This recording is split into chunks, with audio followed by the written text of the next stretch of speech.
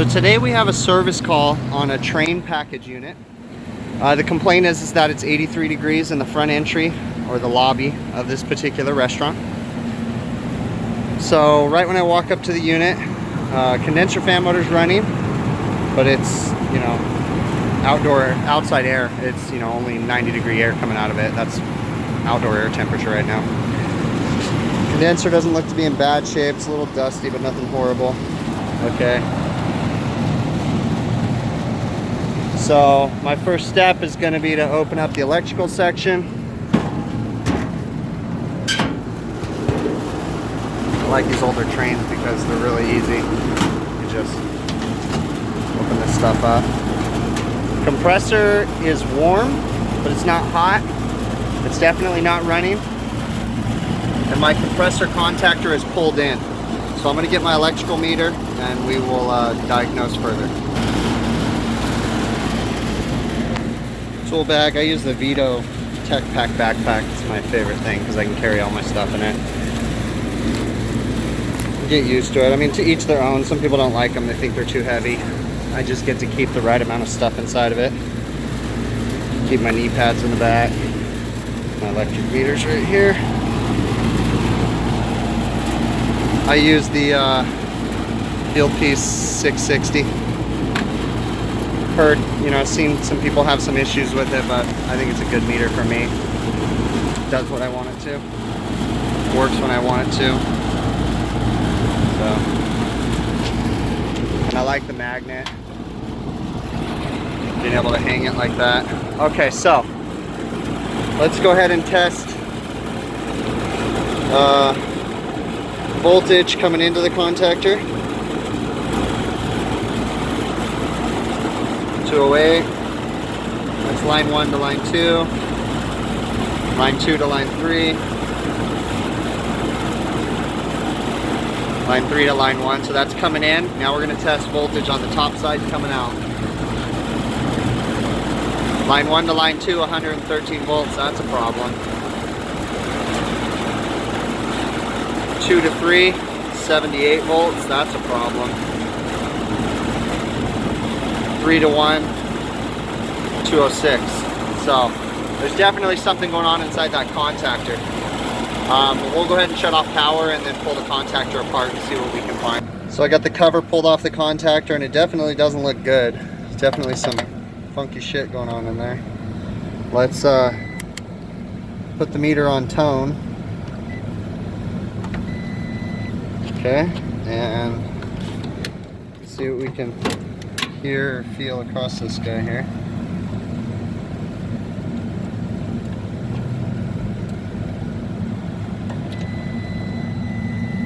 That one's working. That one's working.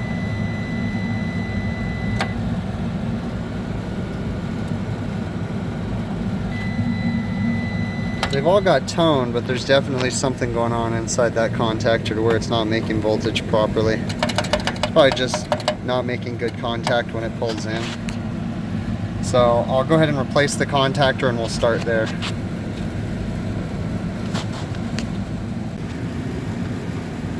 Okay, so because I'm not putting the OEM back in, it's just a contactor, it's not a big deal.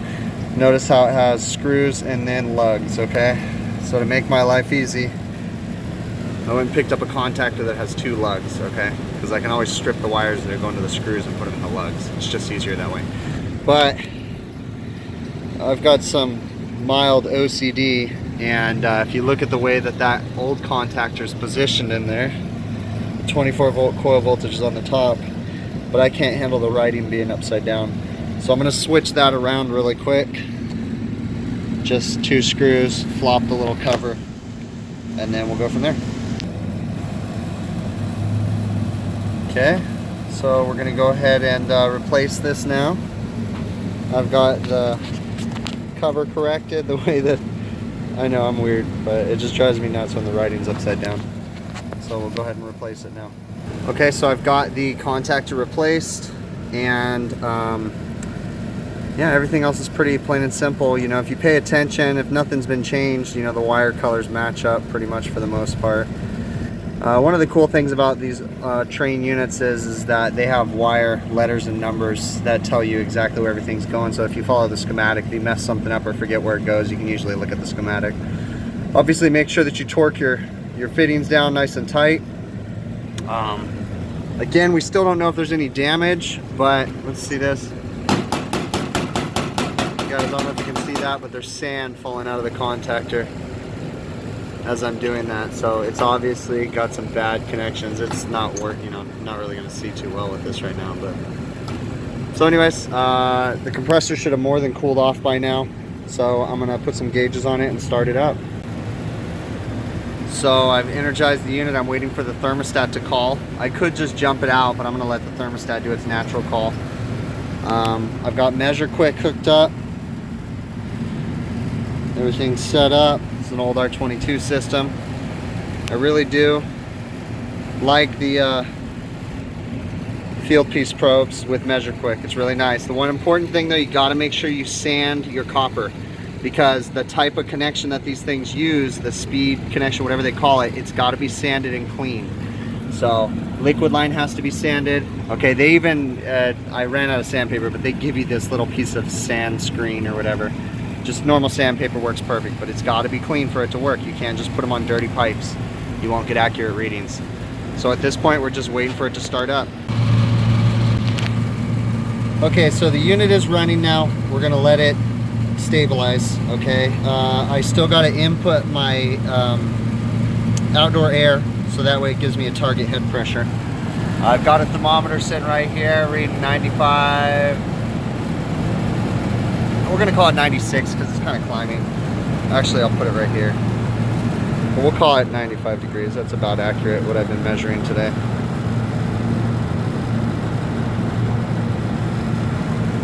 Kind of see what that thing does, but yeah, we'll go ahead and input 95. So we're gonna go to outdoor conditions right here, outdoor measurements. Scroll right on up here to outdoor temps, and we'll input 95, submit. Okay, so now we have a target head pressure of where we should be, and we're just going to let everything stabilize out. I'm not going to jump to any conclusions as of yet. We're just going to let the system run for a few minutes and see what happens. Okay, so I've been running for a few minutes and I have a hunch, and I just wanted to see what Measure Quick thought my problem was too. Okay, so you can see my suction line, superheat, I'm within reason, subcooling, liquid line, head pressure is a little bit high, suction pressure is almost spot on, outdoor air 95, you know, everything's looking good. My split 19 degrees. Okay, for the most part we're doing okay, but what I suspect is that my inner condenser is dirty, because I believe this is a split condenser. So let's go ahead and hit the little flag on Measure Quick. Notice what it says: condenser may be dirty. So I think that's pretty accurate. I know that's a little out of focus, sorry, that's my camera. I'm gonna go ahead and clean up this condenser and then go from there. So it doesn't take much to split this. Just take all the screws off for the condenser fan, or for the top, and then pull the wires for the condenser fan motor, and usually it's pretty easy. As you can see, we've got a little bit of dust on the outside condenser, and it's kind of difficult, but there's a little bit more dust on the inside. So this would definitely cause it to run a little bit high head pressure. So we're gonna get this guy cleaned up, and then we'll test it again after that. So when you're cleaning this, you want to go the opposite direction of the air, okay? But you know, when you clean the inside coil, you want to make sure you're just not embedding it in this coil. So that's why you split them, so that way you can get between the two coils and spray the stuff out. So this one wasn't horrible, so I'm kind of curious if we're going to have an overcharge on this. But it was dirty, so we're going to put it back together, let it dry off, and then check the pressures again. But this just, you got to pay attention. You know, I always say this, you got to look at the big picture, guys. Look, This is the exact same unit right here. Did you honestly know that's a double road coil? Did you honestly know that you needed to split it? See, when I was coming up, I didn't. And I, you know, constantly the people that taught me would, you know, or the people that I think there was just a massive lack of information. People didn't understand that these were double road coils. And I think that people figured it out by accident. You know, I'll tell you when I figured out most of the double road coils is when I pulled the top off to change a blower motor or something. And then I looked and it's like, hey, wait a minute, that thing's double road. And then it's like, oh, that explains why I always have high head pressure. So almost every unit over 5 tons has a double road coil. It's not every single one, but almost every one has a double road coil. There's 2 sets there. And they get even bigger when you go up into the higher SEER ratings. This unit's probably a, you know, 9 SEER, 10 SEER, if that. But, you know, even on the residential, like for instance, I have a 4-ton at my house. It's got a double road coil. You know, that's how they keep the size down on those things, is by doubling them up. So just, you know, investigate. Look at the big picture, guys. You know, don't always just clean. You know, you got to question things. Don't follow the status quo. You know, you got to kind of pave your own way and figure out things for your own self. I will say the one thing I don't like about this unit is Trane didn't really give anywhere for that water to go. You see the way that it's designed, it just sits right here and collects. So then there's usually just a giant mud pile in there. That is kind of one little flaw in these things. I mean, it'll slowly drain. It has a couple little weep holes, but that's it. So we're gonna put this guy back together and then test it all out. I can't clean the whole roof, but I like to clean the general area around the condenser, wash all that stuff away, because as soon as it dries, it's just gonna get sucked right back up onto the condenser. You know, just, again, not perfect, but just doing the best I can. I'm trying not to soak my probes right there. You know, I'm not perfect, nobody's perfect, okay? Look at that, where I have the probes. That's not the ideal place for probes on this unit. Ideally, you want them, you know, down in the ductwork, but, you know, that's not practical all the time. So you do have to take that into account when you're diagnosing your system, you know. You do have to take into account that, you know, that supply air probe is awfully close to that evaporator or the heat exchanger. Let's say I'm testing the heat. We're doing a heat rise test, you know. You're not supposed to be that close to the condenser. So, you know, you gotta kinda, there's things you gotta do. You can't be perfect all the time. You know, I'd love to say that I'm gonna go put those probes, you know, 3 feet down in the ductwork, because that's ideal to get better airflow, so that way the air mixes properly, you know, to get proper supply temp, you know, but it's not practical sometimes, okay? So, nobody's perfect. You just do the best that you can. I've got the unit put back together. When I put my capacitors back in, I like to tape the connections just that way nobody rubs up against them. It's secured down where it's supposed to be. This is an aftermarket condenser fan motor. I can't remember if we did this or not, but I'm hoping it's the right one. I don't think this was supposed to be a 900 CFM condenser fan motor. I think it's supposed to be 1075, which is what this one is. So, but yeah, so we're all back together. I'm gonna go ahead and do a startup on it and let it dry the condenser out, and then we'll check that. All right, so we are looking a lot better now. I would say that I'm kind of curious about the system info. It doesn't give you an option for an AccuTrol metering device where it uses a header with multiple orifices in it. I just usually do it as a piston, you know, but it also gives you the idea for a capillary tube, but I wouldn't consider this to be a capillary tube. I'd consider this to be a piston more so. So, you know, that's where I go with it. I'm kind of curious what you guys think about this. Would you guys consider this unit to be a piston or a capillary tube? If you know what I'm talking about on this evaporator. This whole thing right here, this liquid line, has an orifice in each one of these tubes, and that's your metering device.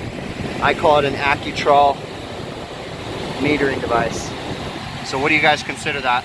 A piston or a capillary tube? Or I'm curious if there's a difference between a piston or a capillary tube, or an AccuTrol.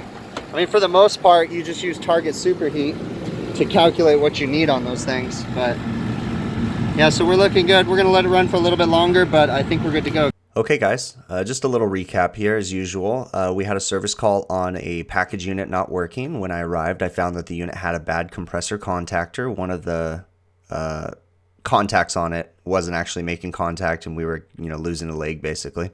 The compressor had overheated, but I went ahead and cooled it off. I went and picked up a new contactor, replaced it, started the unit back up, found that the unit was actually running with a little bit of a dirty condenser. Went ahead and cleaned up the condenser. I kind of showed you guys how you needed to split that condenser, so that's an important thing to understand and to know when you need to do that.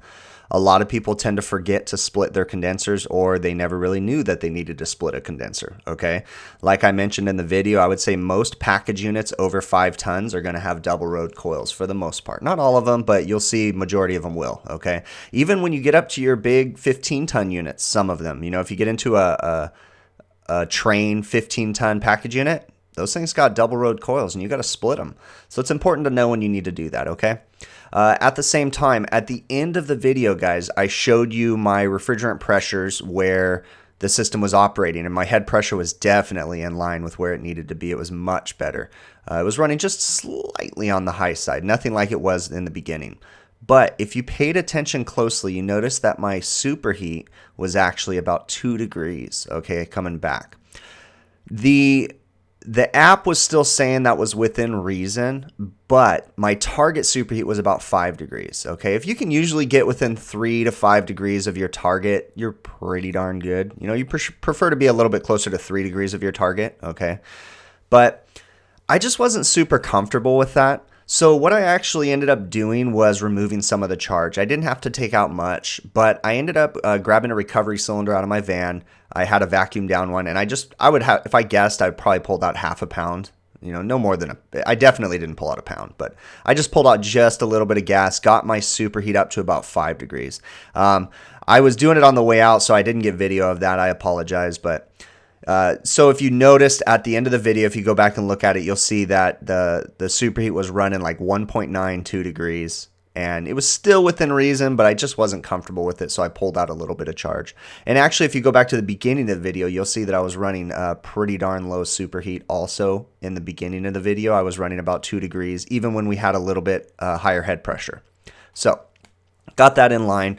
As usual, guys, always like to look at the big picture. Don't just get tunnel vision looking at the contactor and move on. I still diagnosed. Maybe we saved a compressor. Maybe we gave that compressor some more life by removing a little bit of refrigerant out of that system. Also by cleaning the condenser. Okay.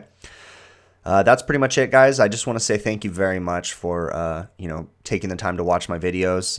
If you guys have questions, send me emails, leave me comments in my social media. Give videos thumbs up. That really does help me. It also boosts my confidence to make me realize that you guys appreciate these videos, okay?